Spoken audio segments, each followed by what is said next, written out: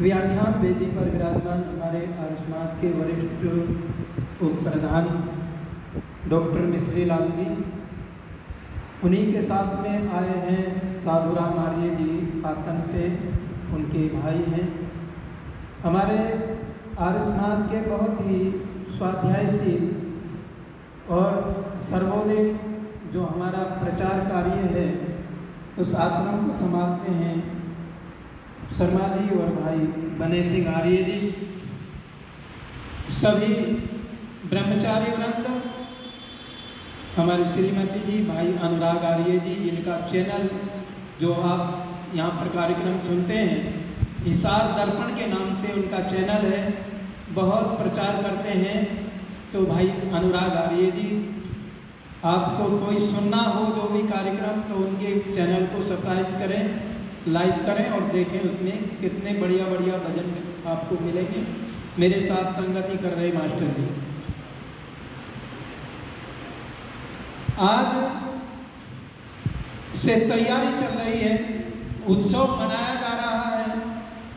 एक महान योगी, एक महान क्रांतिकारी, धर्म स्थापना के स्तंभ,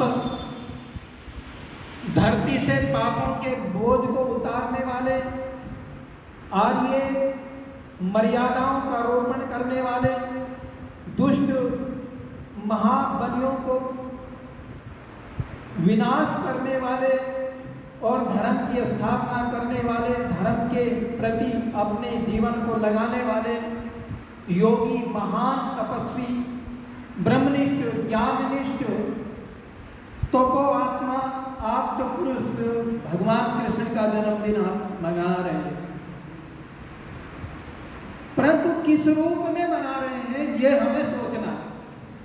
आज संसार के लोग किस रूप में कृष्ण को मना रहे हैं, उसके जन्मदिन को मना रहे हैं और किस आकलन से उस महापुरुष को देखते हैं, क्या इस पर विचार नहीं करना चाहिए?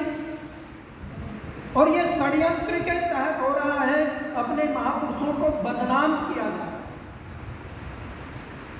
कृष्ण का जीवन कितना पवित्र और कितना उच्च कोटि का जीवन रहा। आज हम किसी से कहने लगे कि तुम्हारे पिताजी, तुम्हारे दादाजी तो बड़े भ्रष्टाचारी थे, बड़े चरित्रहीन थे, औरतों के कपड़े उठा लिया करते थे, औरतों को जो है छेड़ करके चलते थे रास्तों में, क्या कोई बर्दाश्त करेगा? क्या अपने माता पिता की ये आलोचना को सुन करके किसी को अच्छा लगेगा? पर आज हमारे धर्म के ठेकेदार लोग जो हैं हमारे महापुरुषों को बदनाम कर रहे हैं, कृष्ण के चरित्र को ऐसा नीचा करके दिखाया व्याभिचार की दृष्टि से। और भागवत कथा को लिखने वाले को महर्षि स्वामी दयानंद जी लिखते हैं कि अगर तू मां के गर्भ में ही मर जाता तो समाज का इतना जो है पतन नहीं हो। कहां तक लिख दिया भगवान कृष्ण को? 16,108 स्त्रियां थी और फिर भी राधा भी प्रेमिका थी और कुब्जा के साथ में भी नाजायज संबंध थे। क्या दुष्टों को शर्म नहीं आती? क्या इन नालायकों को लिहाज नहीं आती अपने महापुरुष पर इस प्रकार के लांछन लगाते हुए?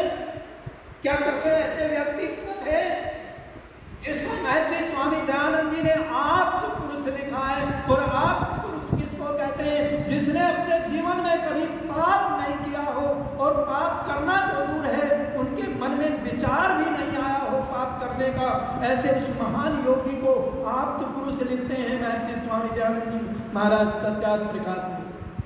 लेकिन हम देख रहे हैं आज क्या करते हैं, मनिहारे का भेष बनाया, शाम चूड़ी बेचने आया, अकेली घेर रही मधुबन में, शाम तूने कैसी ठानी रे, ये रोज चलेगा, 2 दिन तक जो है मंदिरों में ये चलेगा। क्या हम चरित्र का हनन नहीं कर रहे हैं भगवान कृष्ण के? एक तरफ हम उनको भगवान मानते हैं और एक तरफ उनके चरित्र का हनन कर रहे हैं। आज जो विदेशी अधर्मी लोग जब हमसे प्रश्न करते हैं तो हम निरुत्तर हो जाते हैं।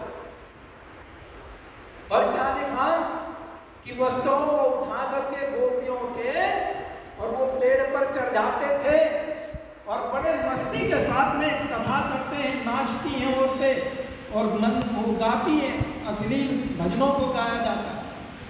और वो कथावाचक कह रहा है एक एक हटाओ निकल करके पानी से और अपने अपने वस्त्र ले जाओ। क्या निर्लज्जों को शर्म नहीं आती? क्या ऐसे थे हमारे भगवान कृष्ण? क्या इतना चरित्र गिरा हुआ था हमारे भगवान कृष्ण का? कृष्ण का चरित्र बड़ा ऊंचा था। रुक्मणी से जब शादी की तो रुक्मणी से कहा, रुक्मणी मेरी अर्धांगिनी, मैंने 48 वर्ष तक ब्रह्मचर्य रहने का पालन करने का व्रत रखा है और अभी मेरी आयु 24 वर्ष की है।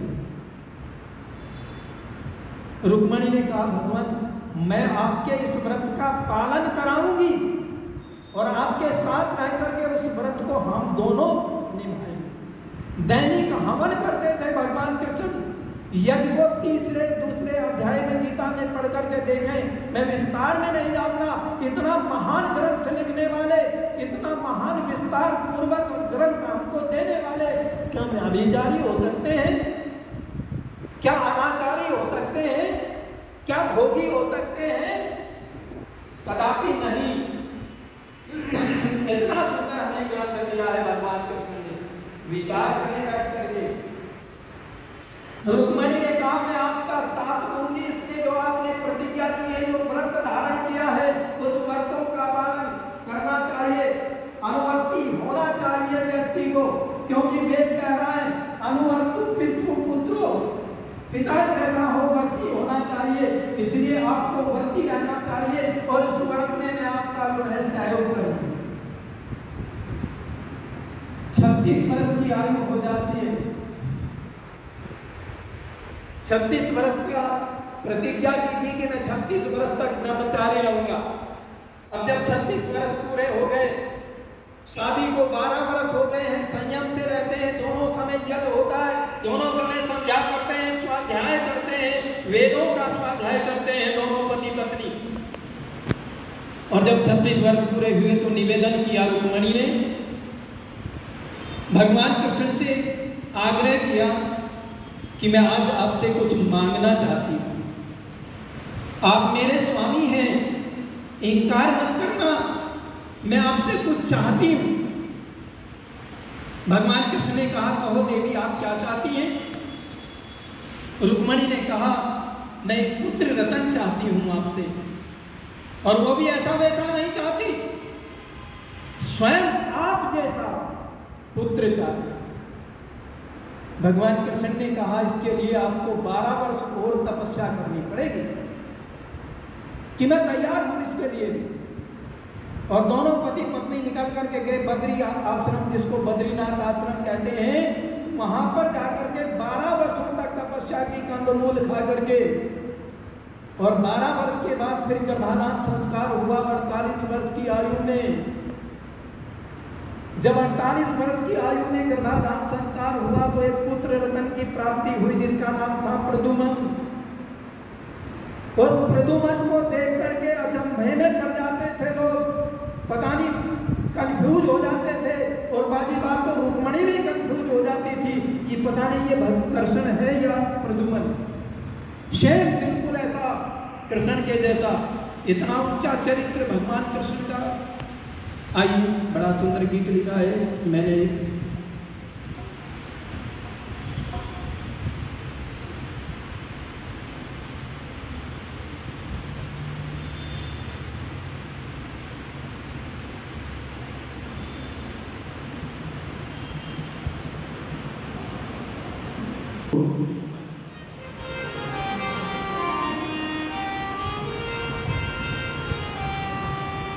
शावरे की बंसी तो गए ओना, कन्हैया की बंसी तो गए ओना। वेदों वाला श्याम वो तो वेदों वाला श्याम, वेदों वाला श्याम वो तो वेदों वाला श्याम। तो गाए ओम नाम, श्याम रे की बंसी तो गाए ओम नाम। लोग करे कृष्ण को यूं ही बदनाम, लोग करे कृष्ण को यूं ही बदनाम। एक ही बंसी तो गाए ओम नाम, कृष्ण की बंसी तो गाए ओम नाम। लोग करे माधव को यूं ही बदनाम, लोग करे माधव को यूं ही बदनाम। श्याम रे की बंसी तो गाए ओम नाम, श्याम रे की बंसी तो गाए ओम नाम। लोग करे कृष्ण को यूं ही बदनाम, लोग करे कृष्ण को यूं ही बदनाम। वेद पढ़ के दिया हमें विशुद्ध ज्ञान गीता, आजकल के कथावाचक कर रहे भजीता।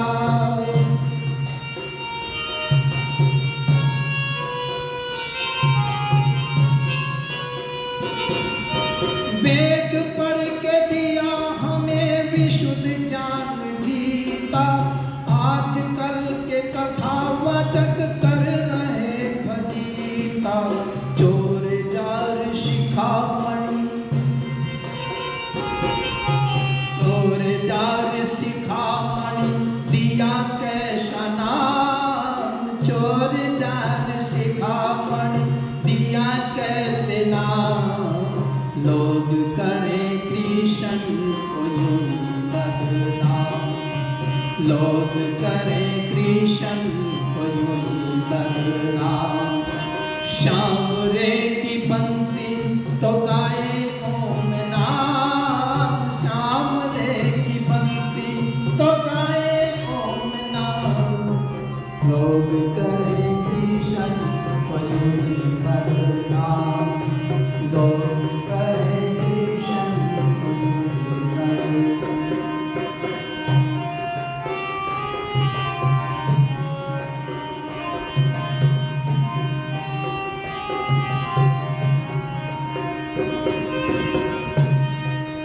कराया कुशलता से महाभारत का युद्ध है, नीति में निपुण श्याम शुद्ध और बुद्ध है।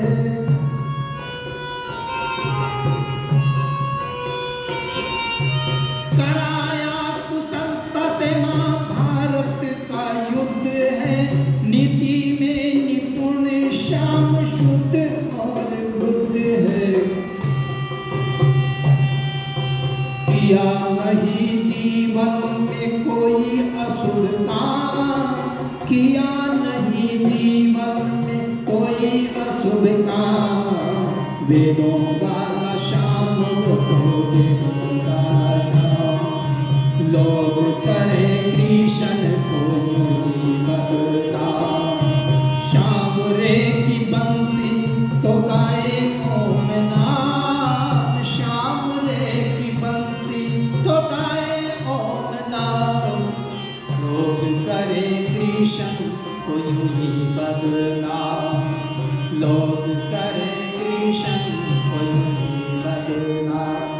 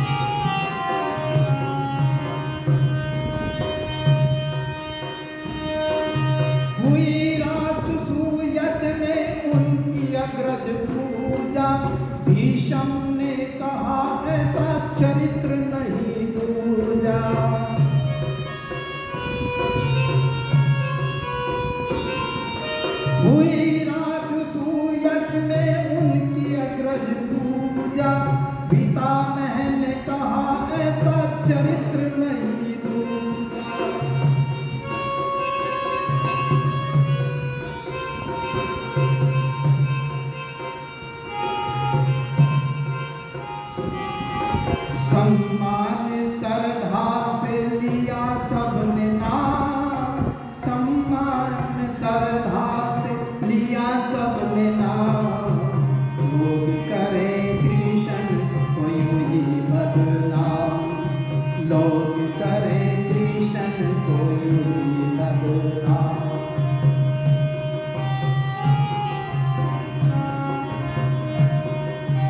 श्याम रे की बंसी तो गाए ओम नाम, श्याम रे की बंसी तो गाए ओम नाम। लोग करे कृष्ण को यूं ही बदनाम, लोग करे कृष्ण को यूं ही बदनाम।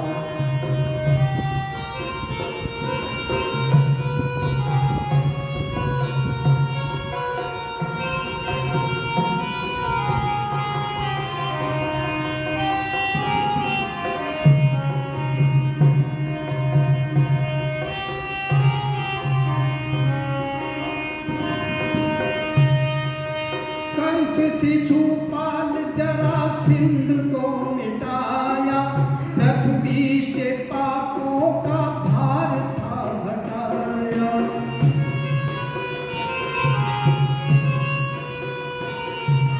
कंस शिशुपाल जरासंध को मिटाया, पृथ्वी से पापों के भार को हटाया। कर्मवीर धर्मयुक्त हुए धराधाम, कर्मवीर धर्मयुक्त हुए धराधाम। वेदों वाला श्याम को वेदों वाला श्याम, वेदों वाला श्याम को वेदों वाला श्याम। सांवरे की बंसी तो गाए ओम नाम, तो गाए ओम नाम। लोग करे कृष्ण को यूं ही बदनाम, लोग करे कृष्ण को यूं ही बदनाम, लोग करे कृष्ण को यूं ही बदनाम। वेदों की ज्ञाता से हमारे बीच में जगन्नाथ चुप जी आए हैं, स्वागत करते हैं। बहुत ही आर्य समाज को समर्पित जीवन है। हमारे आर्य समाज के उप मंत्री श्री सत्येंद्र रावत जी तो परछाई सी कर रही, पता नहीं जब दो व्यक्ति कौन बैठे हैं सज्जन। अच्छा अच्छा,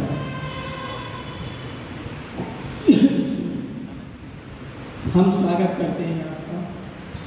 वेद पढ़ के दिया हमें विशुद्ध ज्ञान गीता। जरा गीता का स्वाध्याय करने वाले लोग सोचो, ये कोई व्यभिचारी व्यक्ति लिख सकता है क्या? गीता जैसे ग्रंथ को हमें कोई अनाचारी दे सकता है क्या? वो तो व्यभिचार की बात करेगा।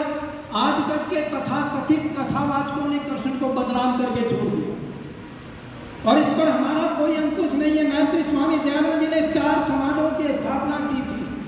उनका उद्देश्य था राष्ट्र को स्वावलंबी बनाना, राष्ट्र को पवित्र बनाना, राष्ट्र को एक समृद्धशाली बनाना, राष्ट्र को एक विचारशील बनाना, राष्ट्र को एक ऊंचे स्तर का विश्व का गुरु बनाना। जैसे अतीत में पूरा हमारा राष्ट्र जो है सारे संसार का गुरु रहा, इसी उद्देश्य को लेकर महर्षि स्वामी दयानंद ने आर्य समाज के साथ साथ में 3 और समाजों की स्थापना की। कुछ लोग नहीं जानते होंगे, कुछ जानते भी होंगे।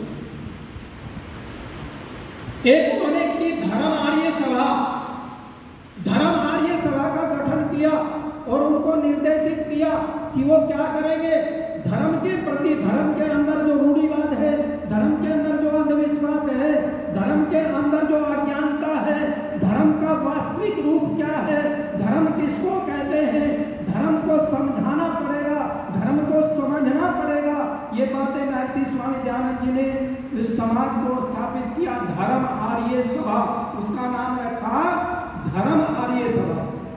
और राज को किस प्रकार से ठीक किया जाए, राष्ट्र की व्यवस्था को कैसे ठीक किया जाए, भगवान कृष्ण ने कैसे राज्य की व्यवस्था को ठीक किया, कैसे अनाचार और पापाचार को समाप्त किया और वो कैसा राज्य चाहते थे, समाज महर्षि स्वामी दयानंद जी चाहते थे, उनका स्वप्न भी यही था।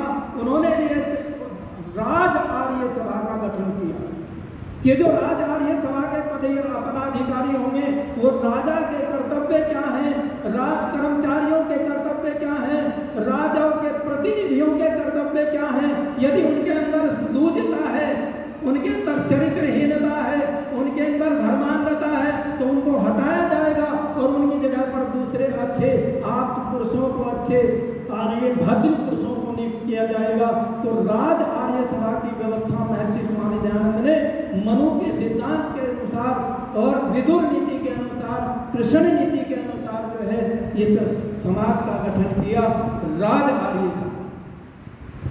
तीसरी सभा का जो विद्या आर्य सभा का गठन किया था महर्षि स्वामी दयानंद ने, पर सो गए आर्य समाज के प्रहारी, सो गए आर्य समाज को जगाने वाले।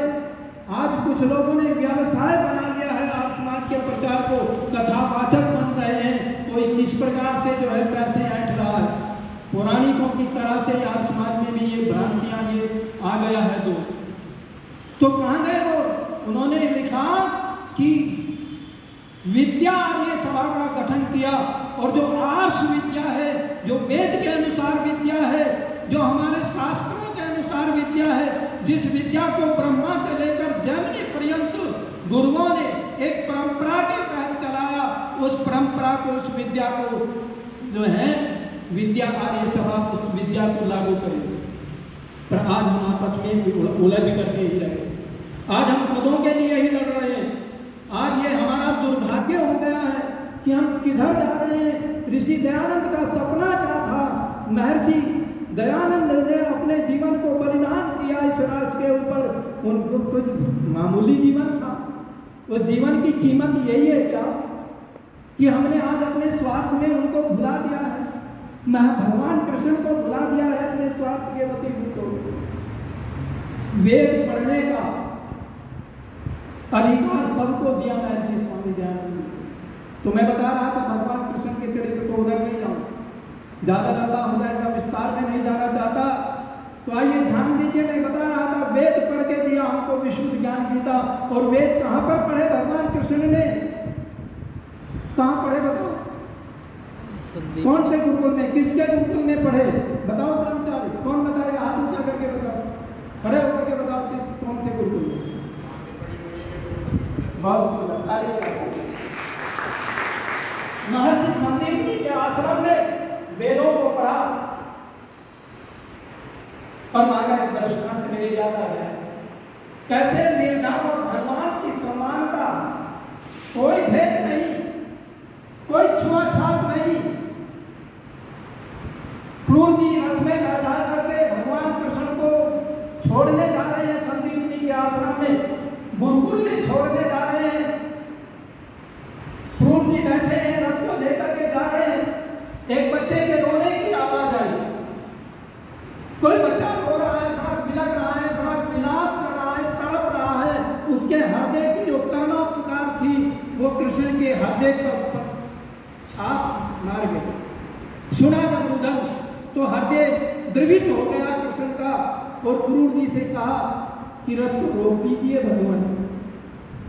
कि क्या बात है माधव, क्या बात है, क्यों रोकवाते हैं वो रथ को?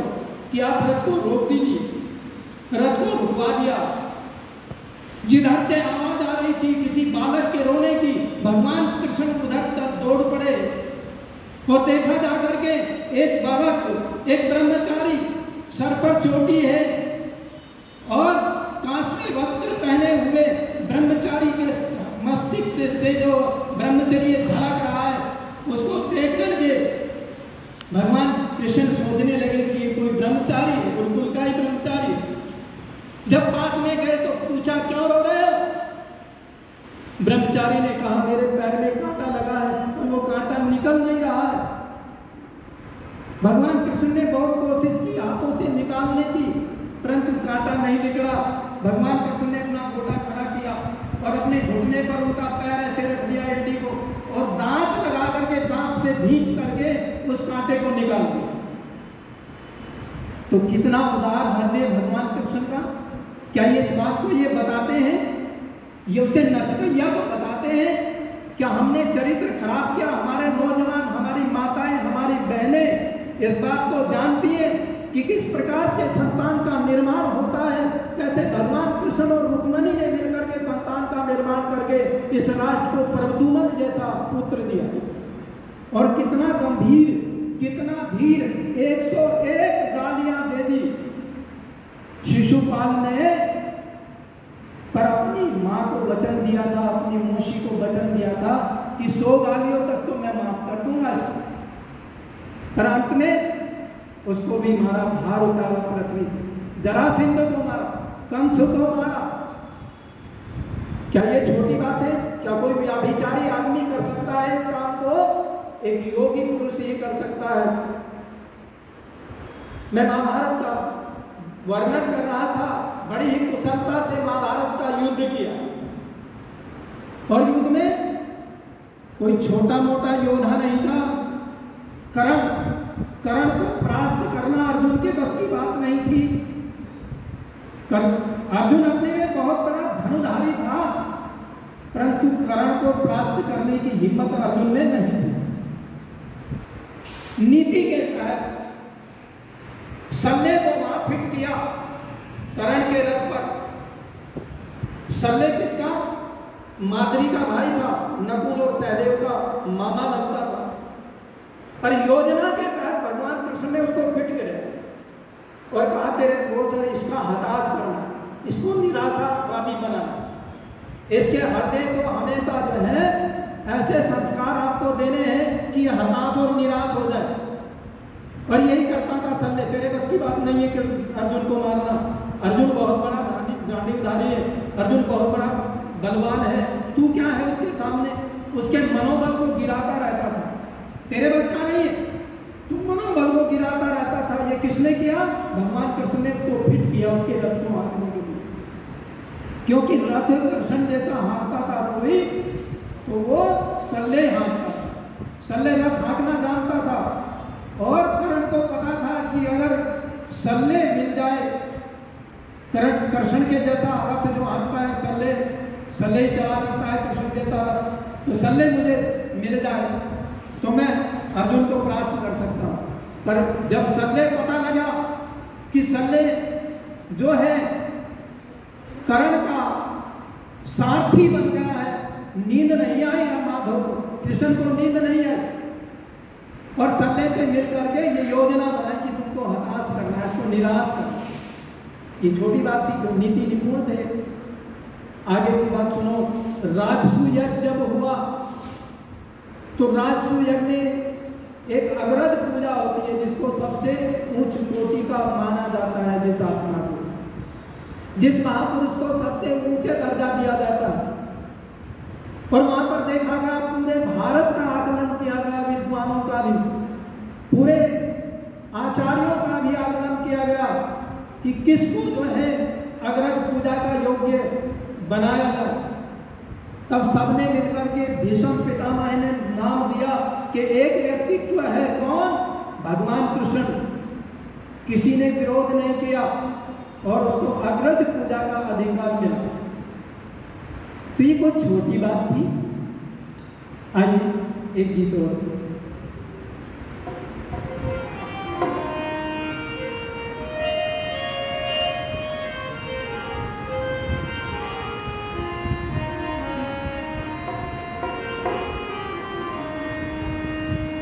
आज देश में क्या हो रहा है?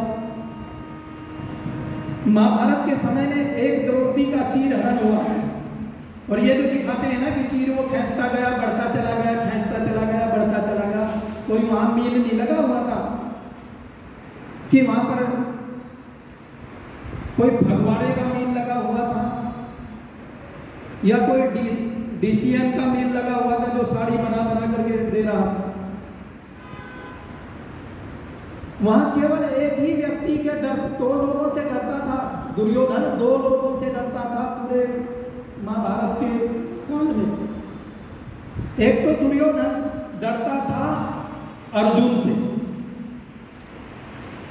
और किसी से नहीं डरता था। ना भीष्म से डरता था, ना द्रोण से डरता था, केवल अर्जुन से डरता था।